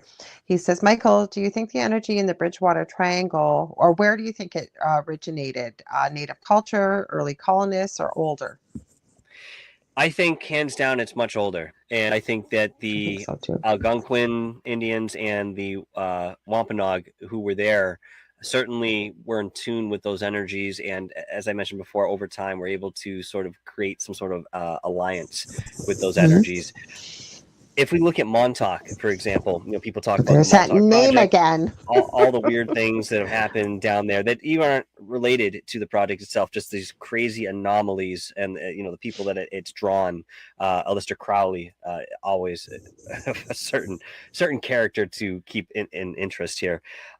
We know that particular stretch of land was revered for the spirituality that it encased, and there were many high vibrational spirits that were presiding over there. I mean, there's the whole idea that there are pyramids somewhere down there within not only the water itself around Montauk, but on Montauk itself. I actually visited one of these sites with Peter Moon and Montauk is Strange. during the filming of the Montauk video that I had put out. But, just to know that there is a history that goes much further back than even what we would consider to be the Clovis people before the Native Americans that were here in, what we know as America, and all up into Canada. And of course, the Bering Strait was certainly mentioned many times in way of how some of these people would get over here, but neither here nor there. These places are certainly magical. Now, what ends up happening is that you might have an area that is very sacred in way of a positive push or some sort of energy in way of healing. There were healing temples on the earth at one time. Some people say during the time of Atlantis. I'd say that this was, not just the end of it in Atlantis. I still think that they were working with healing temples for many years afterwards. These areas become tainted with the level of consciousness, or I should say colored with the level of consciousness of the inhabitants that take on those areas. So you have Native Americans who are respectful and want to live in harmony with the earth. So you're going to have, not necessarily this gravity in way of negativity, but then you have, the settlers come in and, all of a sudden King Philip's War is created. And out of the 5 million people that lived in America before the white man came, within 3-4 years, 5 years, you have a quarter of that population left. That blood goes into the soil. If there is a vortex or a portal that's there, then this is being colored as well. So if you go into the Bridgewater Triangle and you go into the Hockomock Swamp, yes, there is this impending sense of solitude and constriction because, walking along those paths, Dave, as you may have as well, everything's very grown in. It's very dense. There's no traversing off that trail. There's water everywhere, sinkholes, quicksand, you name it. So again, the land itself is not very traversable, but the Native Americans actually hid during King Philip's War in this particular area specifically. And unfortunately, as a result, they were also slaughtered there. And a lot of innocent people that really had nothing to do with that war were killed in the Hockomock Swamp. So again, I feel like this is a witch's cauldron and way of a vortex. If you're adding that type of energy in there, it certainly again colors whatever energy is there and is amplified, because that's what the area is about. It's about the amplification of that energy. And again, it's up to us how we're going to utilize that natural resource that has always been there for us, but our unconsciousness and our low vibrational thoughts and attitudes bring about something less desirable rather than the other way around. And activities, because you know what, you actually kind of just explained what I was explaining about where I live. Because the Hudson's Bay company and the whole thing, they all developed right on the shores of our city here. We used to be 2 cities, Fort William and Port Arthur, and they've amalgamated. But we have a historical park here called Old Fort William that reenacts all that happened between the, I want to say soldiers, I guess, and merchants and stuff from the UK that came over.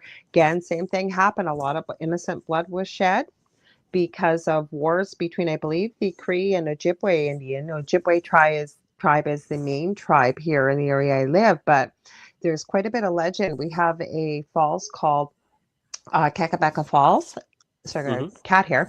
It's almost, it's been called Little Niagara in the north. And then we have the Sleeping Giant. Now, the Sleeping Giant is an incredible sight to see. It looks like an actual mountainous giant sleeping. But there's legend, and there's one of the world's biggest silver mines in Lake Superior. Often it's called Rossport. And when you get into the legend, and I won't go through it tonight, but when you get into the legend of what they're both associated, they're on opposite sides of our city. It's called the Legend of Nanabiju, or the Sleeping Giant, or Gitchigumi. And then the Kakabeka Falls they're intertwined and related. But the reason I mention it is, part of the story that goes with the legend is that anybody that tries to access the silver mine, because it's being protected by the giant that's laying there, the mountainous giant, they lose their life. And nobody has been able to access that silver mine. It is underwater. You can see into some of the mine shafts where people have tried to get in there. Nobody's been able to harvest it because of it. So there's got to be something to it. That.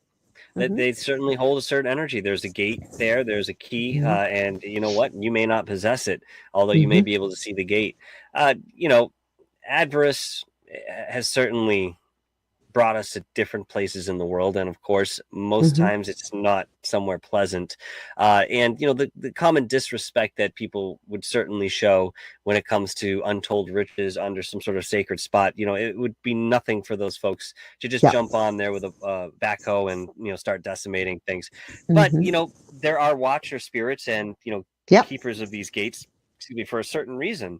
And perhaps it's not the silver that they're really protecting. It's something much older, something much more in the way of energy that's down there. And we just don't have the ability or capability to either see this or even utilize it to whatever extent we might be able to.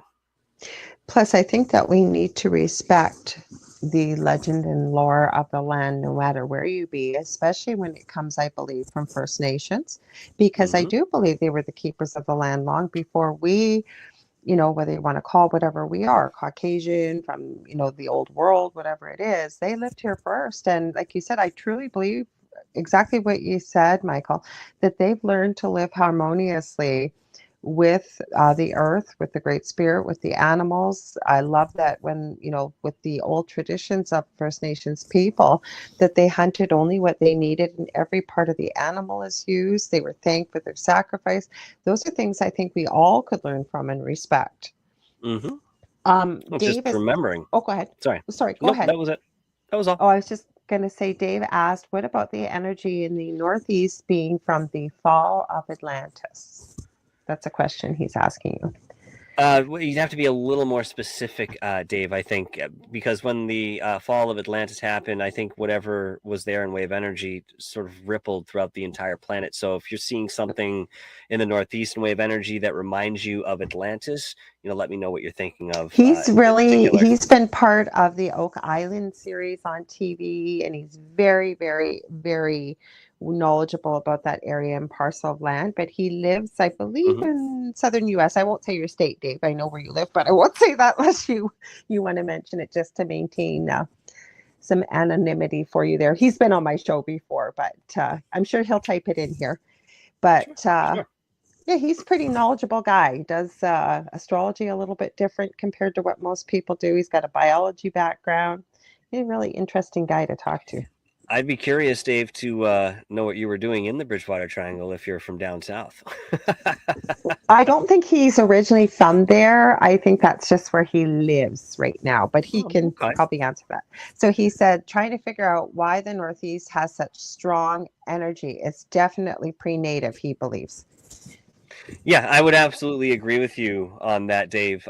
Although I do think that, being the most accepted meeting point, you have Plymouth Rock, you have Jamestown, all these first colonies that came in. I think a lot of what the settlers brought, we're still feeling in way of residual effect today. And again, I certainly do think that energy tainted a lot of what was here in a natural sense. I mean, they brought doctrine, they brought rigidity, they brought a sense of finite existence, really. I mean, and they would bring this forth with their religion, superstitions, other ideologies that were peripheral, and they would impose this on other people.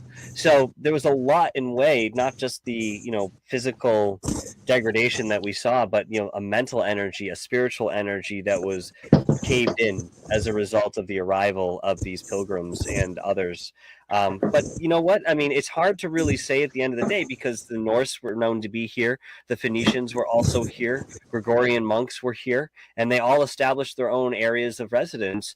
And today we still follow some of those and look at them as mini Stonehenges.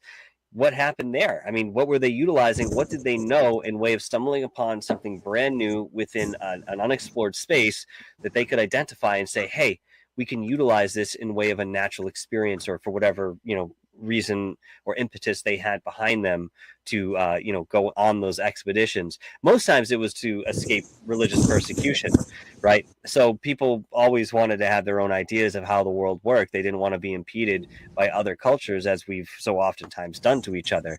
But at the end of the day, we don't really know what their intention was. We can only look at the history, what they've left behind, which has been, scored over a multitude of times with all Absolutely. different cultures. So it makes it very difficult to ascertain anything directly about, who was here first and who was utilizing the land in a way that, we see this or feel this energy. But I have to tell you, Dave, I think with the research and persistence, we can find some answers for that. Or find a good remote viewer that was actually able to, with any degree of accuracy. It wouldn't be 100%, but there are people out there that, again, like you said, they just don't go forward or into present time. We can also go back in time. So that might be something interesting. It just hit me when you were saying that. I thought, I wonder if we could find somebody that would be able to. Now again, we couldn't say with 100% accuracy that they were absolutely accurate, but it would certainly be some food for thought, wouldn't it? It'd be somewhere to start. And, Yeah. within that research, we might find some support for that. And that would be curious. Dave mentions here, you'd be happy to join on a podcast. We could talk about New England. It would be great. Well, absolutely. It would be great, my friend. Please reach out to me. Shoot me an email if you would, darkhourparanormallive@gmail.com. And I'll certainly be waiting for your email, my friend. I was going to say I can connect you guys, but you just took care of it because I talk to Dave all the time. Fantastic. Either way, as long as we get in touch. Yeah, I know Dave's actually been starting a little bit of a podcast. I believe he has, Dave. So feel free to put the name in the chat. We are almost out of time, Michael. It always goes by way too quick with you. It always does. It always does, Lorilei. I know. He says he'll send you an email today. So, okay. So let's talk about where they can find Dark Hour and all the podcasts you're working with. Wherever you want to share with people right now, please go ahead so they can find your fantastic podcasts that you do and all the work that you work with the it's Third Phase Moon and Goof On, right? Yes. Well, thank you very much, Lorilei. I very much appreciated being here and having a lovely conversation. I love coming on and enjoying this time with you. Yes, you can. My pleasure. You can find me at Dark Hour, one word, Paranormal. Again, Dark Hour Paranormal on YouTube. That is the father channel. And I'm also working with Goof On, as we've mentioned, Rich Giordano. We are very, very good friends. And of course, work closely within our fields. Third Phase of Moon just released their new documentary, Above Top Secret. Oh, I'm going to check it out. #1 on Amazon Prime and other live streaming video platforms. In addition, there's another fantastic movie that just came out, okay? And this is called Alien Abduction Awakening, which you can also find on Amazon. Absolutely incredible movie. I had the director on the show a couple weeks ago. It was a fantastic interview. I've seen the movie. I implore you to go and check that out as well. I'm also managing Dr. J Radio Live's channel. We're going to be working on that a little bit more readily as the months press on. Of course, Manny from Area 503, close friends, we're working together. There's a lot happening. But what I can tell you all who are interested in following what I'm doing is that coming up for the rest of this year, I'm looking to record 2 full-length documentaries, one covering the Salem witch trials, which actually began in Hartford, Connecticut. That'll be an interesting one. I have a few historians who'd like to chime in on that. So, enrich some of the information that were made not how do I want to say this? It wasn't made a focus, and yet it's still very integral to understanding what happened. And I will be returning to Montauk Camp Hero in August to film another documentary focused on the survivors of that project, and within that time period is what I'll say for the moment. Wow, holy cow, Michael, you are so busy there. Wow, I gotta have you back on again. It's gonna be hard to nail down, guys, but he's amazing. Please check out his program, all his podcasting, what he's involved with. I want to thank you for being here most gratefully, Michael, as always. I want to let you guys know too that you can find me if you ever want to book a reading, healing, mentorship. You got a show idea, a guest idea, please get a hold of me on facebook.com/The Angel Rock. I have 2 groups on Facebook, Paranormal University for all things paranormal, and the Angel Rocker Tribe for some of the esoteric things we talked about this evening, more spiritually based, not religious, spiritually based. I will be back next week, same time, same space, Monday nights at Angel Rock. I believe, unless something changes, I'm going to try to up upload. I've been talking about it for weeks. We got to have you guys see this. The interview I did with Garnet Schulhauser, met his spirit guide on the side of the road, and he's had many interesting, phenomenal astral travels with his spirit guide Albert, counseled wisdom, what happens when we die. We talked about all kinds of things in that interview. Again, Michael, love you, love you, love you. Thank you so much for being here. Thank you to everybody that's Lorilei. here. Good morning, good afternoon, or good evening, wherever you may be. We will see you next Monday. Please stay tuned. We've got great programming left. We've got the Horsefly Chronicles coming up right now in about 4 minutes after this. Night, Debbie. Thank you to everybody that tuned in. Dave, we got, quickly, I want to give them a quick shout out. Who else have we got here? Chris Carr and Kristen from Darkhour Paranormal, Alien Believers, and of course, Dave Petrella. Thanks, everybody. Talk to you later.